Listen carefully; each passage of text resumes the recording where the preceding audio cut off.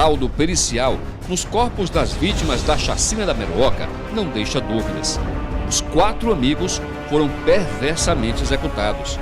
Aires José da Cunha foi morto com 2 tiros.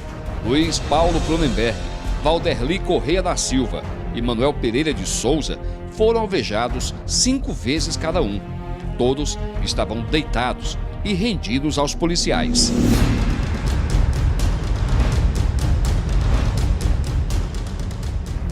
Maciel Barreto é o filho mais novo do motorista Manuel Pereira. A morte do pai nunca foi discutida em família. Matança. Policiais do COI e do Corisco assassinam friamente 4 empresários pensando que eram assaltantes de banco.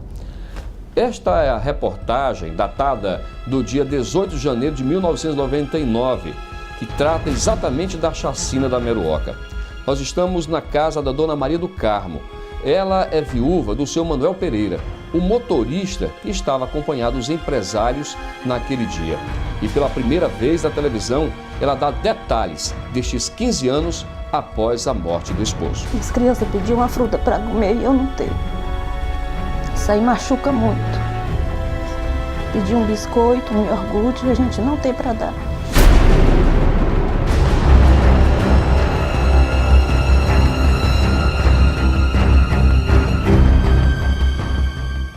A gente podia estar vivendo de outra forma. Não sei se a gente poderia estar melhor ou pior, mas a gente era uma família. A família iria estar completa.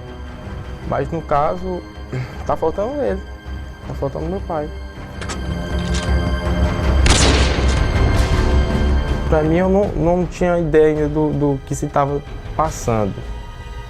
Só depois de algum tempo, após eu for crescendo, eu senti a ausência do meu pai. Eu nunca conversei assim com eles, mas eles descobriram, né? Através de jornais. Sem o marido, provedor da casa, Maria do Carmo precisou se desdobrar para sustentar os filhos. Hoje, ela trabalha vendendo comida na zona sudeste de Teresina. Para mim foi difícil, porque eu não trabalhava, né? Aí, de repente, ter aquela responsabilidade sozinha, né? Com as 2 crianças, casa e tudo. Para mim foi muito difícil, mas sofri muito, mas graças a Deus. Como foi? Hoje eu... que a senhora conseguiu? A senhora trabalhou como eu trabalhei como faxineira, lavadeira. Trabalhei numa creche. Trabalhei no hospital. Aí nos últimos anos pra cá que eu ateria esse ramo de barraqueira. Onde eu tô até hoje. Chegou a passar necessidade? Muita necessidade. Rodrigo Cronenberg tinha apenas 17 anos e Sabrina, sua irmã, era apenas uma criança de 13 anos, quando a notícia da execução do pai chegou em casa.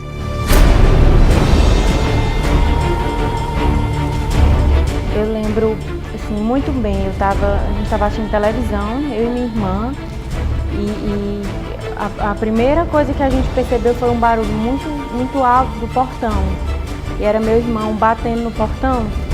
Ele já veio batendo e chorando e gritando, dizendo: mataram meu pai, mataram meu pai.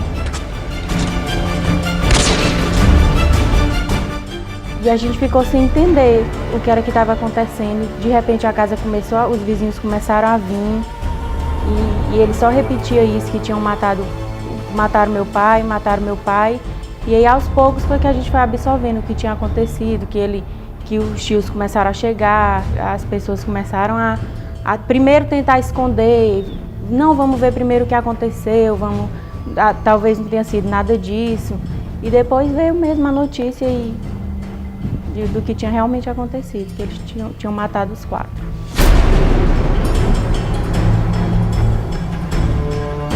E além da perca de pais e familiares no ocorrido, você ainda ter seu pai taxado como bandido, entendeu, pela polícia, muito complicado, muito difícil na época. Assim, primeiro eu não tinha muita noção de como ia ser a partir dali, né? Eu não pensava no lado financeiro, não sabia como ia ser estudo, como ia ser. Eu só sabia que eu tinha perdido meu pai e sabia que a partir daquele dia eu ia começar, eu ia ter muitos momentos na minha vida que eu ia precisar dele e que ele não ia estar ali, né? E assim, eu não sabia muito bem definir como a minha vida ia ser a partir dali. E aí a gente foi vivendo um dia de cada vez, mas não foi fácil, foi muito difícil. Nós tínhamos um padrão de vida razoavelmente bom e dormimos com o pai e acordamos sem ele.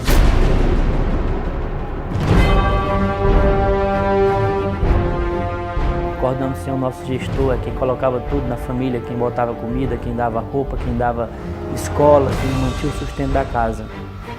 Então a gente passou por um momento muito difícil mesmo, entendeu?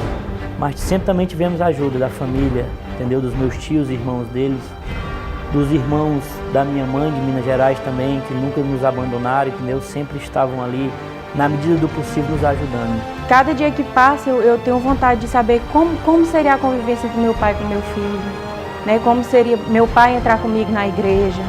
Toda essa parte mesmo que a gente, nesses momentos da vida da gente, que ele faz falta. Ele faz falta todo dia, mas tem momento que a gente sente mais.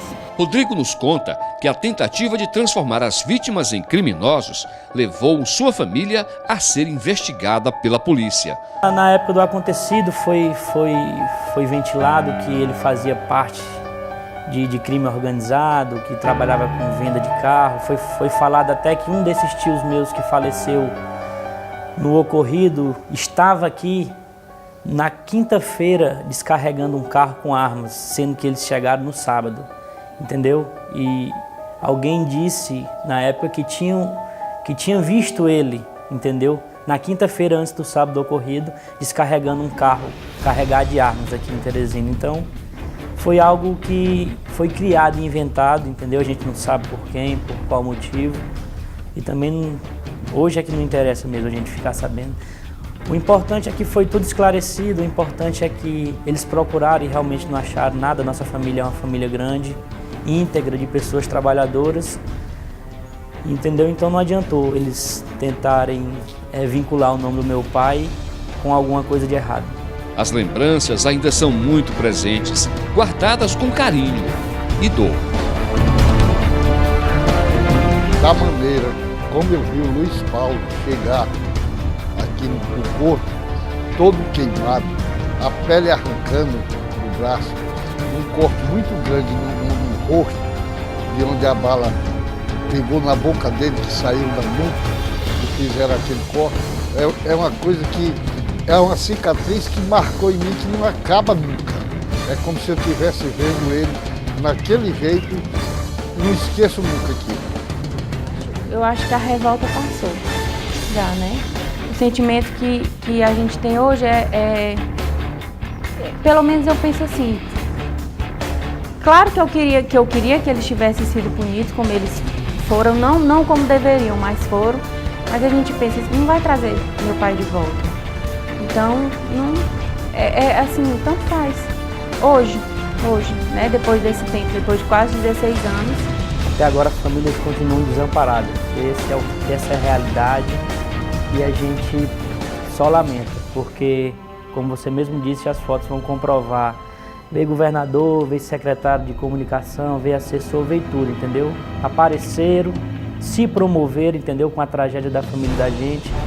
Falaram que assumiriam a família, as famílias, entendeu? No dia seguinte. E já se vão 16 anos e o Estado é totalmente inerte em relação às vítimas das famílias. É como se deixasse a gente para jogar das cobras. A gente se vira. Como se fosse isso. E já se passou 16 anos e tá do mesmo jeito.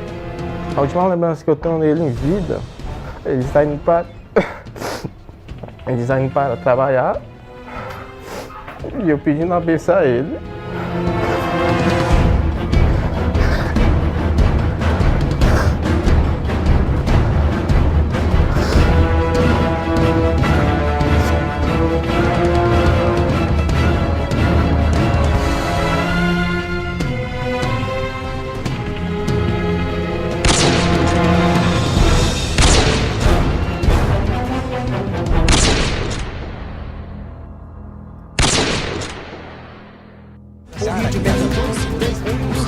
tivessem obedecido algumas regras.